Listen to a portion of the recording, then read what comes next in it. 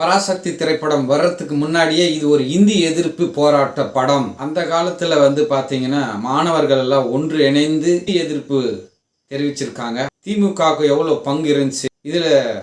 சிவகார்த்திகேயன் மாணவராக இருக்கும்போது இந்தியை எதிர்த்தனால அவருடைய நண்பர் இறந்துறாரு. அதுக்கப்புறம் கவர்மெண்ட் வேலை கிடைச்சி அமைதியாயிடுறாரு. அதுக்கப்புறம் 5 வருஷத்துக்கு அப்புறம் அவர் தம்பி அதே மாதிரி போராட்டத்துல ஈடுபடுறாரு. அண்ணனும் தம்பி என்ன செஞ்சாங்க? வில்லனா வர்ற ரவிமோகன் போலீஸ் அதிகாரியா வராரு. பிஜேபி இந்தியை திணிக்கல. அப்போ இருந்த காங்கிரஸ் தான் இதை திணிச்சது. ஆளும் கட்சி யார் கூட கூட்டணி இருக்காங்கன்னா, அன்னைக்கு விரோதியா இருந்தாங்கல்ல, இந்தியை திணிச்சதே காங்கிரஸ் தான். இன்னைக்கு ஆளும் கட்சி அவங்க கூட தான் கூட்டணியில் இருக்காங்க. அப்படி பார்த்தா சிபிஎஸ்இ ஸ்கூல் எல்லாம் திமுக ஆட்சியில ஏன் நுழைய விட்டாங்க? இங்கிலீஷ் மீடியத்தெல்லாம் எதுக்கு நுழைய விட்டாங்க?